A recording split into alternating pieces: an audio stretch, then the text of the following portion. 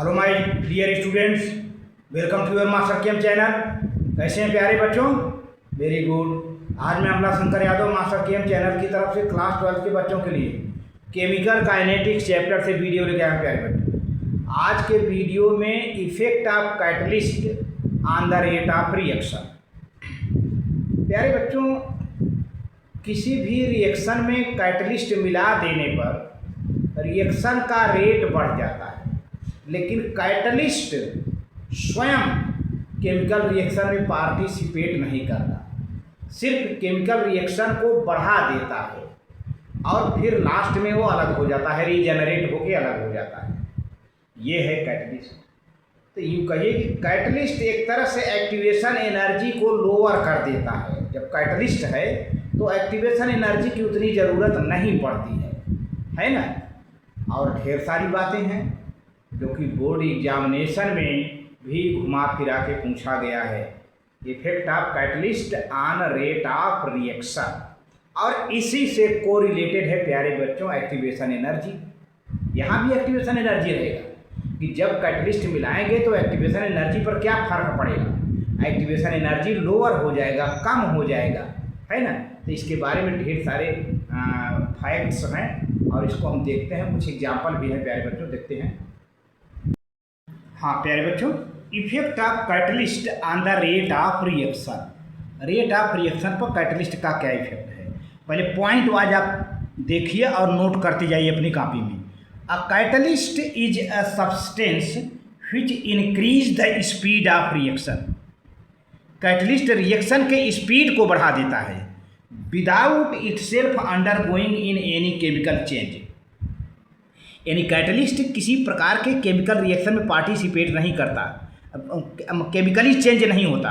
Chemical reaction में participate करके chemical reaction को बढ़ा देगा, लेकिन खुद केमिकली चेंज नहीं होगा। For example, the rate of thermal decomposition of potassium chlorate is accelerated considerably in the presence of manganese dioxide MnO2 as catalyst. देखो पोटेशियम क्लोरेट है 2KClO3 प्यारे बच्चों, 2KClO3 heat, manganese dioxide MnO2 है catalyst. तो अब ये potassium chloride और oxygen molecule में डिसोसिएट हो जाता है। मैंगनीज डाइऑक्साइड मिला देने में बड़ी तेज़ी से रिएक्शन हो जाता है। तो इस तरह से देखा जाए the action of catalyst can be explained on the basis of intermediate complex formation. ये इन्वर्टेड कामा में है। इंटरमीडिएट कॉम्प्लेक्स फॉर्मेशन के बेसिस पर हम कैटलिस्ट की एक्शन को हम डिफाइन कर सकते हैं। According to this theory it is believed that the reactants first combine with catalyst. इस थ्योरी के हिसाब से इंटरमीडिएट कॉम्प्लेक्स फॉर्मेशन थ्योरी बताता है कि कैटलिस्ट सबसे पहले रिएक्टेंट को से कंबाइन कर जाएगा और क्या बनाएगा, इंटरमीडिएट कॉम्प्लेक्स बनाएगा। अब समझ लीजिए, कैटलिस्ट रिएक्टेंट से कंबाइन करेगा, बनाएगा क्या, intermediate complex which is short life, जिसकी लाइफ बहुत कम होती है। इंटरमीडिएट कॉम्प्लेक्स की लाइफ कम होती है और शीघ्र ही ये टूट जाता है। Soon it decomposes and decomposes to form product regenerating the catalyst, और कैटलिस्ट अलग हो जाता है। आप समझ लीजिए कि रिएक्टेंट से कैटलिस्ट कंबाइन करेगा, इंटरमीडिएट कॉम्प्लेक्स बनाएगा। इंटरमीडिएट कॉम्प्लेक्स की लाइफ कम होती है, शीघ्र ही ये जल्द ही डिकम्पोज कर जाएगा और प्रोडक्ट बना लेगा, कैटलिस्ट अलग हो जाता है। ये है इंटरमीडिएट कॉम्प्लेक्स फॉर्मेशन थ्योरी। अब देखिए इसी पर है, यहाँ पर है प्यारे बच्चों, ये है A+B रिएक्टेंट है और C क्या है, कैटलिस्ट है। अब क्या करेगा, A, B और C ये तीनों मिल गए। देखिए ये रिएक्टेंट से कैटलिस्ट मिल गया, ABC डॉट डॉट लाइन है, ये इंटरमीडिएट कॉम्प्लेक्स बन गया। इंटरमीडिएट कॉम्प्लेक्स बन गया। अब क्या होगा कि इसकी लाइफ बहुत कम होती है, शॉर्ट लाइफ होता है, ये टूट जाएगा, AB प्रोडक्ट बन जाएगा और C कैटलिस्ट अलग हो जाएगा। ये है। तो इस तरह से इंटरमीडिएट कॉम्प्लेक्स फॉर्म्ड है मच लोअर पोटेंशियल एनर्जी। जो इंटरमीडिएट कॉम्प्लेक्स बनता है इसकी पोटेंशियल एनर्जी कम होती है than intermediate complexes formed between the reactants in the absence of catalyst. Reactant अगर इंटरमीडिएट कॉम्प्लेक्स बनाते हैं जब कैटलिस्ट नहीं रहता है, देखिए कैटलिस्ट से मिल करके जो इंटरमीडिएट कॉम्प्लेक्स बनता है उसका एनर्जी कम होता है। खुद अगर रिएक्टेंट अगर मिले, रिएक्टेंट कैटलिस्ट ना हो, रिएक्टेंट मिल करके इंटरमीडिएट कॉम्प्लेक्स बनाएं जिसमें कैटलिस्ट शामिल हो, उसकी एनर्जी क्या होगी, उसकी एनर्जी ज़्यादा होगी। ध्यान दीजिए कि केवल रिएक्टेंट मिल करके इंटरमीडिएट कॉम्प्लेक्स बनाएं तो उसकी एनर्जी ज़्यादा होगी, लेकिन रिएक्टेंट और कैटलिस्ट मिल करके इंटरमीडिएट कॉम्प्लेक्स बनाएंगे तो उसकी एनर्जी कम हो जाती है। इसीलिए कहा जाता है कि intermediate complex formed has much lower potential energy than intermediate complex. किस इंटरमीडिएट कॉम्प्लेक्स की बात कर रहा है? Formed between the reactants in the absence of catalyst, है ना। देखिए दो इंटरमीडिएट कॉम्प्लेक्स की बात कर रहा है, एक तो वह इंटरमीडिएट कॉम्प्लेक्स जिसमें रिएक्टेंट हो और कैटलिस्ट हो तो उसकी एनर्जी कम होती है, और दूसरा इंटरमीडिएट कॉम्प्लेक्स जिसमें केवल इंटरमीडिएट हो, जो केवल रिएक्टेंट हो, कैटलिस्ट न हो, तो उसकी एनर्जी ज़्यादा होती है।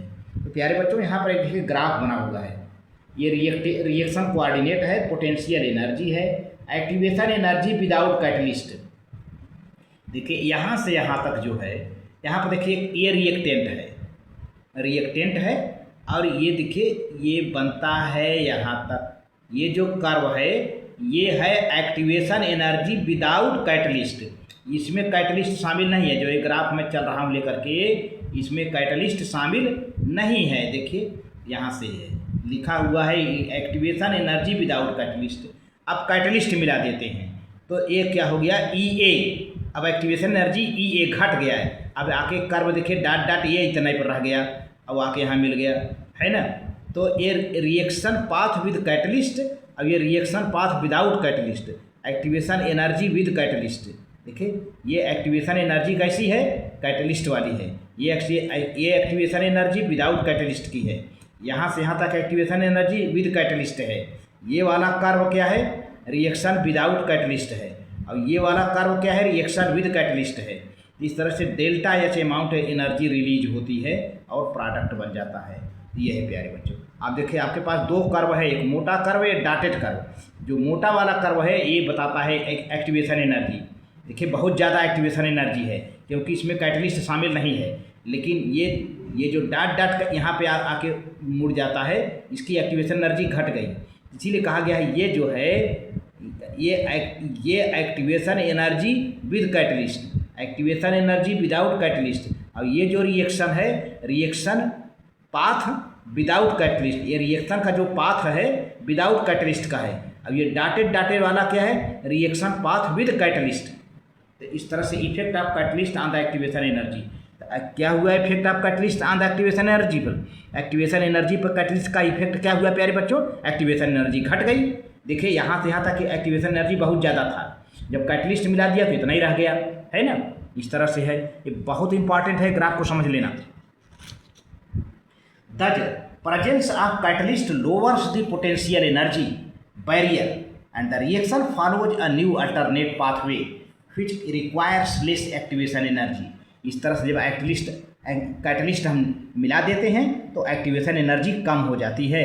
Thus lower the activation energy, faster is the reaction. तो इस तरह से मैंने बताया था कि एक्टिवेशन एनर्जी जितना कम होगा रिएक्शन उतना फास्टर होगा, पहले से ही बताया था। Because more reactant molecules can cross the energy barrier. जब एक्टिवेशन एनर्जी कम हो जाएगी तो अधिक से अधिक रिएक्टेंट मॉलिक्यूल एनर्जी बैरियर को क्रॉस करके प्रोडक्ट में कन्वर्ट हो जाते हैं। तो इस तरह से देखा जाए कि some important characteristics of catalyst and catalyzed reaction. तो कुछ कैटलिस्ट के इम्पॉर्टेंट कैरेक्टर देखते हैं, जैसे small amount of catalyst is sufficient to bring about a large change in the rate of reaction. अगर रिएक्शन में थोड़ी सी मात्रा कैटलिस्ट की मिला देते हैं तो काफ़ी केमिकल रिएक्शन के रेट में चेंजिंग आ जाती है, लार्ज चेंजिंग आ जाती है।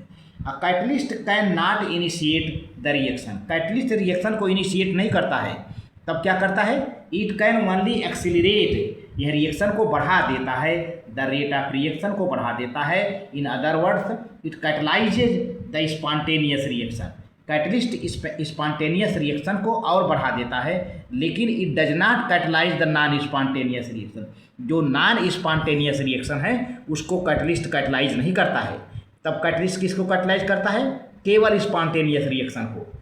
Next point, catalyst does not, देखिए बहुत ऊंची बात है कि नॉन स्पॉन्टेनियस रिएक्शन को कैटलिस्ट कैटलाइज नहीं करता, केवल कैटलिस्ट किसको कैटलाइज करेगा? स्पॉन्टेनियस रिएक्शन को।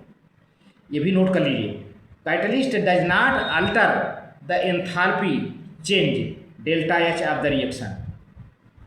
कैटलिस्ट एंथैल्पी चेंज को नहीं इफेक्ट करते हैं, नहीं चेंज करते हैं। Catalyst does not alter the free energy change delta G of the reaction. तो ना तो एंथैल्पी चेंज करेंगे ना तो डेल्टा जी चेंज करेंगे। कैटलिस्ट मिला देने पर नहीं चेंज होता है। कैटलिस्ट मिला देने पर डेल्टा एच और डेल्टा जी दोनों चेंज नहीं होते। इस तरह से catalyst take part in the reaction but regenerated without any chemical change at the end of the reaction. Catalyst reaction में पार्टिसिपेट करता है लेकिन केमिकली चेंज नहीं होता। लास्ट में जब रिएक्शन एंड हो जाता है तो कैटलिस्ट रीजनरेट होकर अलग हो जाता है। जब प्रोडक्ट बन जाता है तो कैटलिस्ट अलग हो जाता है। For a reversible reaction it accelerates the speed of the forward reaction. Reversible reaction के लिए फॉरवर्ड रिएक्शन की स्पीड को बढ़ाता है as well as that of the backward reaction की स्पीड को to the same extent. Forward speed backward speed दोनों को बराबर मात्रा में बढ़ाता है ये। Hence it does not disturb the equilibrium. Catalyst equilibrium को डिस्टर्ब नहीं करता है। हाँ, इक्विलिब्रियम जल्द मिल जाता है। It does not change the equilibrium constant. Equilibrium constant भी नहीं चेंज करता ये। हाँ, इक्विलिब्रियम हमको जल्द मिल जाता है, equilibrium constant of the reaction, but simply helps to attain the equilibrium quickly. Equilibrium हमको जल्द मिल जाएगा। देखिए, इक्विलिब्रियम कांस्टेंट को ये इफेक्ट नहीं करता, बैकवर्ड फॉरवर्ड रिएक्शन को बढ़ाता है और इक्विलिब्रियम हमको जल्द मिल जाती है। बस उसकी वैल्यू को ये प्रभावित नहीं करता, उसकी वैल्यू को अफेक्ट नहीं करता। इक्विलिब्रियम कांस्टेंट को अफेक्ट नहीं करता, इक्विलिब्रियम कांस्टेंट को चेंज नहीं करता, बल्कि इक्विलिब्रियम कांस्टेंट हमको जल्द मिल जाती है कैटलिस्ट मिला देने पर। तो आज के वीडियो में बस इतना है। वेरी गुड, थैंक यू प्यारे बच्चों।